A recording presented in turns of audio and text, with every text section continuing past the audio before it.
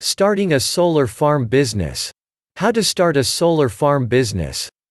This video is designed to help you plan and start a solar farm business. It will walk you step by step through all the essential steps of starting your own solar farm business. In addition, in the description below this video, you'll find a link to a page where you can download a business plan template in MS Word format. This is a high-quality, full-blown business plan template, complete with detailed instructions, and all related spreadsheets. It will allow you to prepare a professional solar farm business plan. In building your pathway to profit with a solar farm business, you need to consider the following questions. What services do I provide? Where is my market? Who will buy? Who is my competition? What is my sales strategy? What merchandising methods will I use? How much money is needed to operate my firm? How will I get the work done? What management controls are needed? How can they be carried out? And many more. Now we are going to help you discover the answers to all those questions. Solar farm business marketing. When you have decided what business you want to start, you have just made your first marketing decision. Now you must face other marketing consideration. Successful marketing starts with you, the owner. You have to know your product, your market, your customers, and your competition. Before you plan operations, you have to decide who your market is, where it is, why they will buy your product, whether it is a growth or static market, if there are any seasonal aspects of the market, and what percentage of the market you will shoot for in the first, second, and third year of operation. Your production goals and plans must be based on, and be responsive to, this kind of fact-finding. The narratives that follow are designed to help you work out a marketing plan. Your objective is to determine what needs to be done to bring in sales dollars. Where and to whom are you going to sell your product? Describe the market area you will serve in terms of geography and customer profile. Who are your competitors? List your principal competitors selling in your market area, estimate their percentage of market penetration, and dollar sales in that market, and estimate their potential loss of sales as a result of your entry into the market. How do you rate your competition? Try to find out the strengths and weaknesses of each competitor. Then write your opinion of each of your principal competitors, their principal products, facilities, marketing characteristics, and new product development, or adaptability to changing market conditions. Have any of your competitors recently closed operations, or have they withdrawn from your market area? State reasons if you know them. Advantages over competitors. On what basis will you be able to capture your projected share of the market?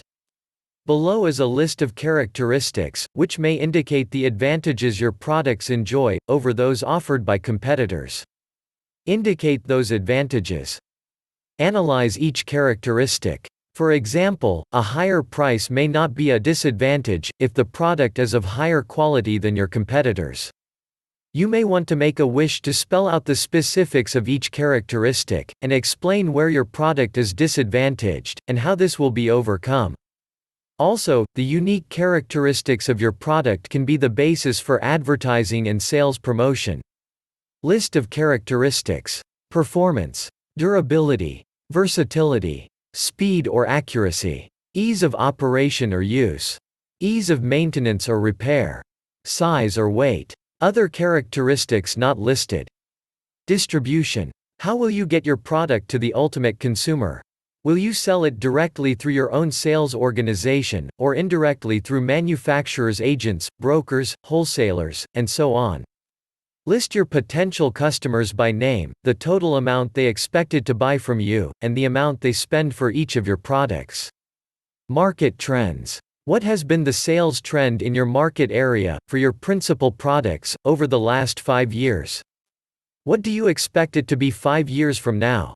You should indicate the source of your data, and the basis of your projections. This is a marketing research problem. It will require you to do some digging, in order to come up with a market projection. Share of the market. What percentage of total sales in your market area do you expect to obtain for your products after your facility is in full operation? Production. Production is the work that goes on in a farm that results in a product. In planning your business, you have to consider all the activities that are involved in turning inputs into products, determine what facilities and equipment you need. Farm operation. List the basic operations which are needed in order to make your product. Materials and supplies. What raw materials and supplies will you need, and where will you get them? What amount of raw material or components will you need to stock? Are there any special considerations concerning the storage requirements of your raw material? For example, will you use chemicals which can only be stored for a short time before they lose their potency? Equipment. List the equipment needed to perform the farming operations. Indicate whether you will rent or buy the equipment and the cost to you. Labor skills. List the labor skills needed to run the equipment.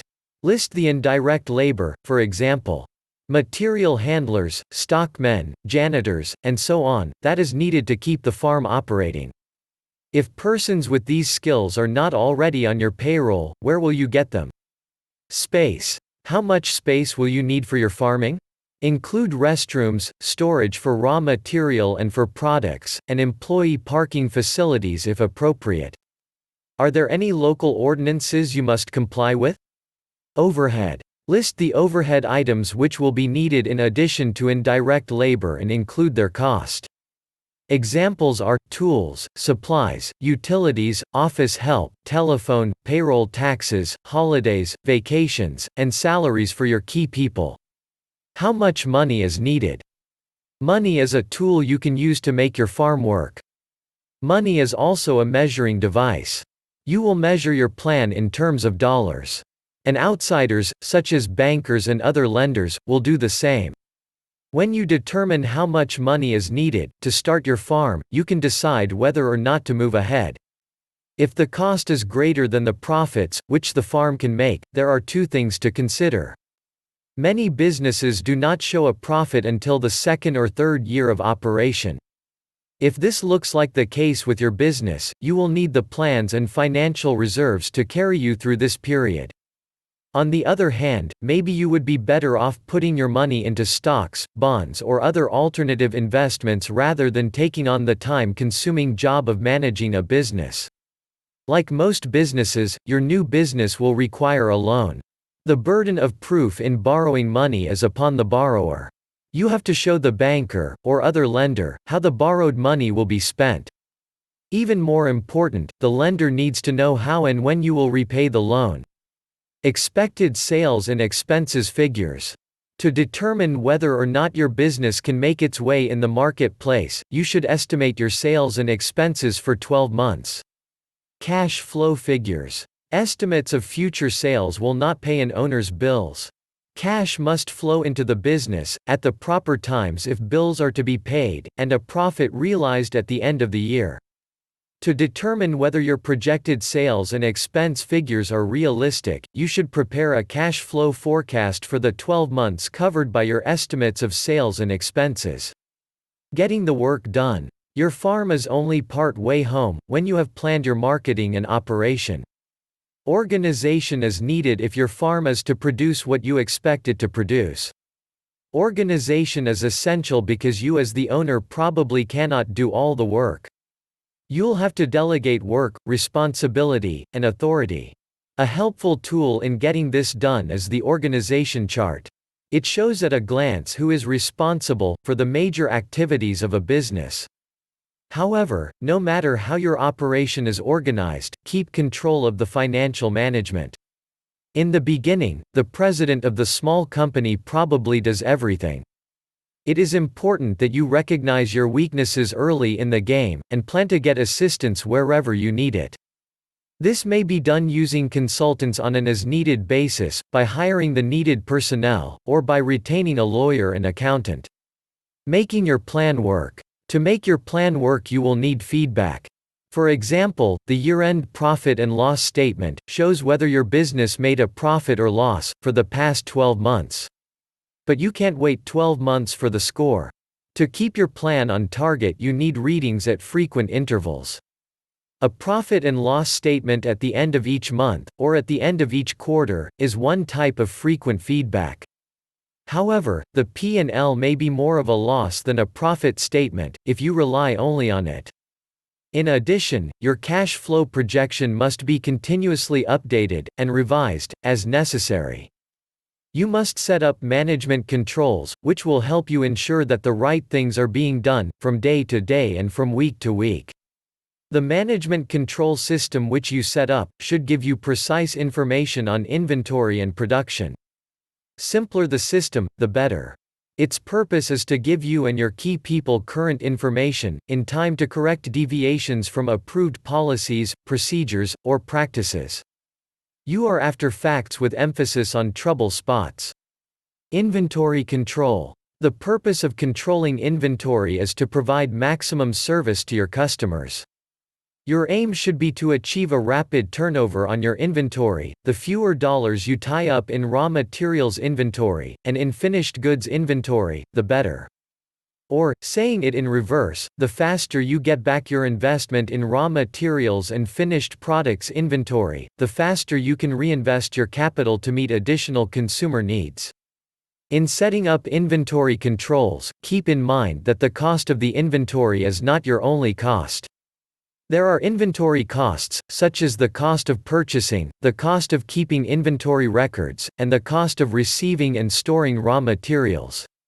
Farm operations. In preparing this business plan, you have estimated the cost figures for your farming operations. Use these figures as the basis for standards, against which you can measure your day-to-day operations, to make sure that the clock does not nibble away at profits. These standards will help you to keep equipment time, labor man-hours, process time, delay time, and downtime within your projected cost figures.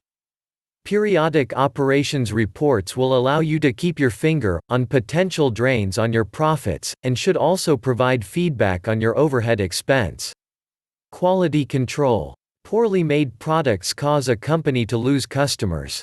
In addition, when a product fails to perform satisfactorily, shipments are held up, inventory is increased, and a severe financial strain can result. Moreover, when quality is poor, it's a good bet that waste and spoilage on the production line are greater than they should be.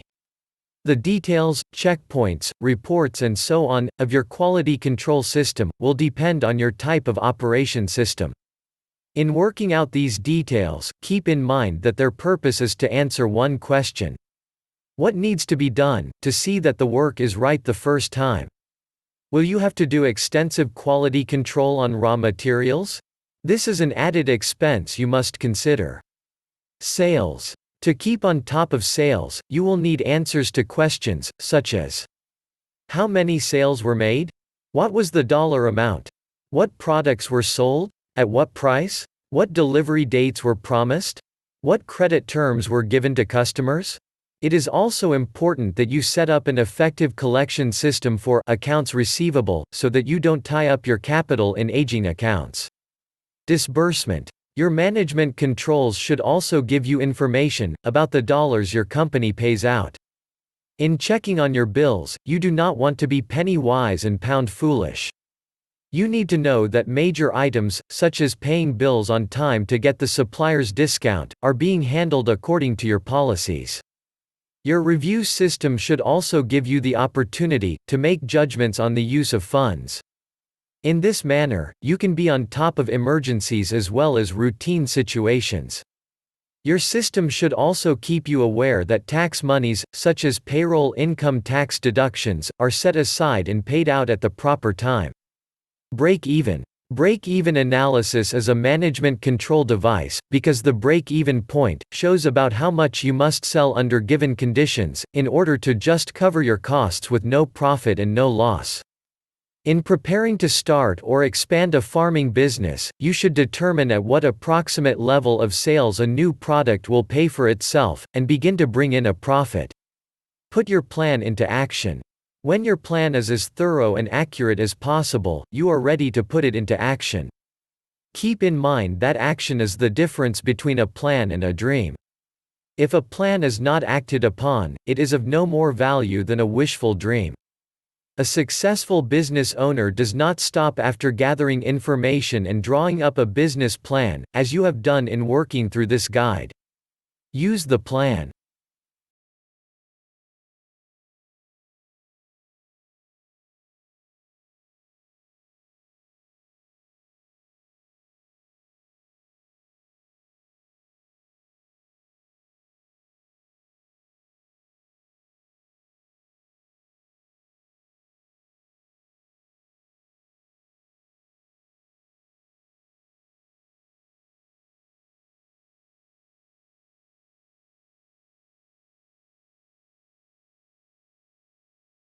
Thank you for watching. Please like this video.